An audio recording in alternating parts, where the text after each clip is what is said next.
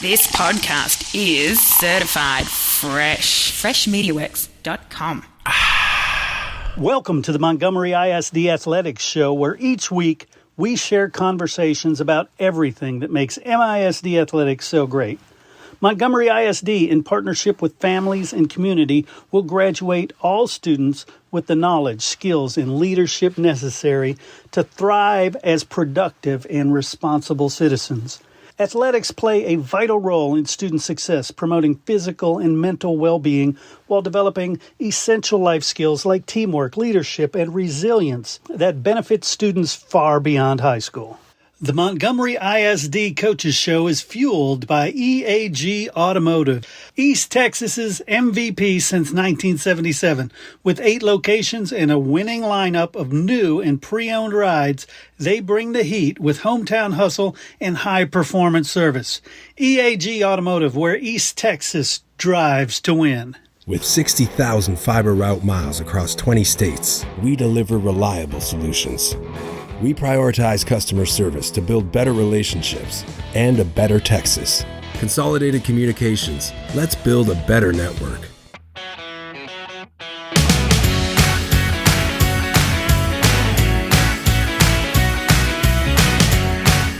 All right, everybody, welcome back to the Montgomery ISD Athletics Show. Joining me today, Coach Scott Peak from Lake Creek Boys Basketball. How are you, Coach? Good morning. Doing well. Thank you, sir. You bet. So, gosh, let's first talk about last season. I mean, you went 19-17 last year is what I see, and it wasn't a bad year, but it wasn't like, one of the tops in the state. So what's your grade on last year's performance? Last year's performance, I was actually really proud of that team. We started out 0-7. Wow. We had only 3 games where we lost by more than 14 points all season. And those were to 2 top 25 6A teams. Yeah. And then Huntsville at their place. Those were our 3, what I would consider blowouts. Every other game was a close game. Yeah. And we started out 0-7. So what I liked about last year was the way we overcame. Mm-hmm. We grew up. My point guard, in particular, Axel Anderson, started as a sophomore last year. He had a tough task ahead of him. In that he had to overcome some stuff, and he did. So you take away those first 7 games, we went 19-10, and tied for second and went 2 rounds deep. So I was actually really proud of how they finished. They got better and better and better, and that's what you want, is to keep. That's what it's all about. Yeah. Yep. So talk to me about who left the team. Because it's a new team this year. It is. We're rebuilding. We lost a lot. We've only got 1 starter from last season, Axel, who I mentioned. Yeah. We do have 3 returning varsity players. So we've got 4 total returning varsity players, which, so we are rebuilding. Yeah. But Jeremiah McShann is one of my seniors. Bryce Sayers, one of my seniors, and we have a move-in, Landon McMillan, who started at College Station. So he counts as 2 returning starters, really, and he's outstanding. I love that. And what about participation? Have you seen in your 4 years there a growth, or has it been stagnant? What has been the trend? It's a growth. We're growing. Last I checked, we've got 53 8th graders trying out for basketball, I heard. We've got 14 players on our JV. A lot of most 6A, pretty much all 6A have got a sophomore team and a JV team. All we've got is a JV team. And they're strong. There's a lot of talent on our JV. Our freshman group's going to be strong. We've got a freshman, Landon McMillan, who I mentioned, his little brother. Mm-hmm. Going to be playing JV as a freshman. He's a 6'5" freshman. So looking ahead, it looks good. Nice. Nice. And for the fans who are going to be coming to the games this year, what are they going to see that's different? Well, different looking team because we've only got those three returners plus Landon.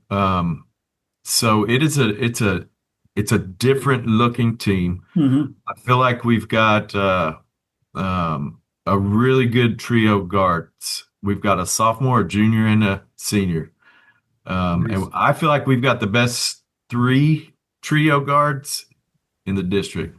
There are some other really good guards in the district, but I feel like our three guards together are they're really tough. And then you put in, I'm calling them twin towers. They're only 6'4", 6'4", and 6'4", but they're my towers. Yeah. Landon McMillan and Bryce Ayers, so they both really rebound real well. That starting group's tough. I think that's why TABC has us picked as number one. We've Nice. got a really strong first group, and then our second group's getting better and better. Awesome. Awesome. And let's talk about the schedule. Pre-district first. What is your philosophy in scheduling pre-district games? And then give me some of the teams that you're matching up against. Well, philosophy, I it I'm kind of realizing that when you have success, it's tough sometimes to schedule when you're Yeah. 5A. So my philosophy would be I like having good, tough competition, but I like having some also games on our same, 5A level. Mhm. Last year it was real tough. After winning district the year before, we ended up playing some powerhouses like College Park and Willis, and that's all I could schedule. So last year that was part of the 0-7 at the beginning of the season. Yeah. But we had to play games, and so I do like scheduling tough, and it helps us to become mentally tough, and I do feel like we get better and better with our motion offense, Hmm. the type of offense where you just keep it, you can keep getting better and better because Yeah. it's not continuity. So this year, again, it's going to be tough. We've got some tough 6As that we're matched up against. We got that McDonald's Invitational again, which is always tough. So it'll be a tough pre-district, but it prepares us for district. And how do you as a coach and the staff balance, look, I want them to play against high level competition to hone their own skills, but I also want them to feel like they have some success. So you Right, don't want to get them destroyed. You want to build them up too. right. You're right, exactly, and that's what was so tough about last year. Um, it was difficult getting some games early on, Hmm. meaning I got turned down on some matchups that I feel like didn't want to play us, which is because we're developing a reputation of being a tough 5A, Yeah. which is good. And it ended up helping us long term last year when we played those tough early games. So either way, I feel like we're going to come out okay. And this I like this schedule this season. It's got some tough competition again early. Nice. Nice. And well, let's talk about the district because you're in the running for the district, it seems like every year as far as for that crown. What do you expect out of the district this season? Again, it's going to be tough. Every team's good again. Yeah. Every single one is a good squad. There's not one that sticks out as, oh, it's going to be easy. Um, every single team's got a real talented, at least one or two that can get hot. And so even though we're picked first, that I mean, we've got to prove it. We got to prove it. So tough district. Montgomery's good. Huntsville's going to be good again. Brenham's huge. They've got size. Um, the JVs last year for A&M Consolidated Mhm. was outstanding. And I don't know if everybody knows that. Consol's going to be tough. Right. College Station's going to be tough. They still have their big man. Um, every team's good. Rudder, their coach is fantastic, and every team he coaches ends up being a problem. So the whole district literally it's a tough district. Yeah. In football, early on the games, you see a lot of mistakes from penalties or mistakes of not knowing who they're covering. What is the equivalent of that in basketball, the early season stuff that you have to work on? Early season stuff for me has to do with chemistry. Like we had a really good scrimmage this weekend in Willis, and our communication was not good. Our talking, we've got to get better at talking. We where we need to be switching on defense because we'll switch at times. Sometimes we won't switch. Well, we need to all be doing on the same page, and we didn't have that. So a big aspect of it is being on the same page, and let's find out who our talkers are, who our leaders are. We're figuring stuff out. I already know Axel Anderson is an outstanding point guard, and he's an outstanding leader. I need some other guys also to be loud, be leaders with him. So I think that's equivalent. Mm-hmm. Okay. And talking about the chemistry, what are some things that you do as a team, maybe outside of the basketball court, to build that chemistry? Sure. We have outstanding family support, parent support, and we every week of district, especially, we're having family dinners where the different family will have the team eat all together. We'll do a preseason team function of some kind. We've done rock climbing before. So we do some fun stuff, and then we'll have some community things we do with our elementary schools, stuff like that. So we've got some things we do. This morning we had a teacher appreciation morning where all the guys had to show up and high five all the teachers when they came in to get their breakfast. We really emphasize body language and high fives. I'm a point guard guy because I was a point guard. And Nash is one of my favorites. And you look at his stats about high fives and touches, and that's something that we do here. We actually keep stats on high fives in practice for a couple weeks out of the preseason. And I'll have guys that they'll have 80 something high fives in a practice, and that's something I'm kind of proud of. Nice, nice. And I hate to keep pulling references to football, but in football they usually have a goal board. These are the things you want to accomplish this week. Do you have something similar in the basketball program? We do. We've got a board right outside this office in the hall that has to do with records and leaderboards, and we emphasize things like taking charges. One of the Puckett twins last year broke our charges record and it's up there now.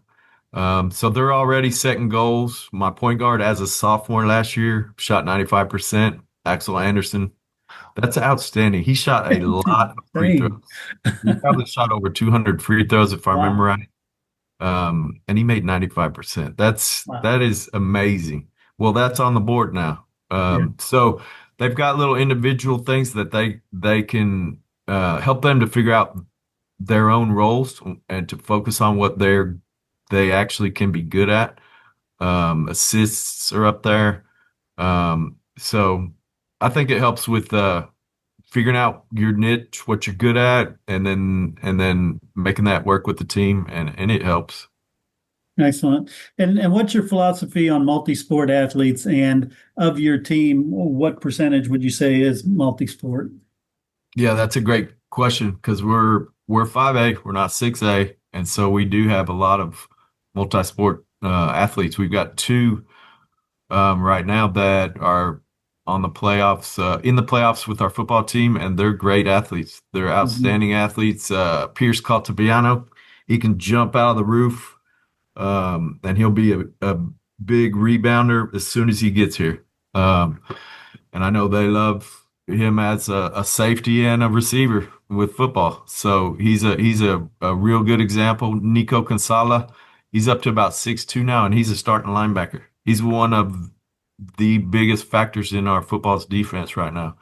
And he's a hard-nosed, super tough kid. So I'm going to love it when he gets here. You know what I mean? But I hope they go as long as possible. And, you know, it's those are two real good examples of how we do share athletes here. And it's just part of 5A basketball here.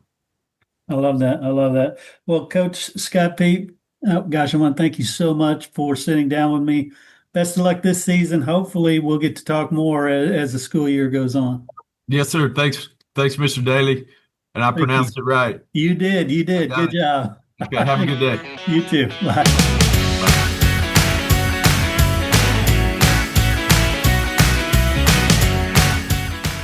At the Woodlands Behavioral Health and Wellness Center, they want kids to thrive, not just in school, but in sports and in life. Pressures like anxiety, ADHD, or even the stress of competition and injuries can hold them back. That's why their team offers specialized care, including sports psychology, to help kids manage performance pressure, bounce back from setbacks, and build confidence on and off the field. They provide complimentary consultations, so call today. Call 281-528-4226 or visit addwoodlands.com because every student deserves the chance to thrive.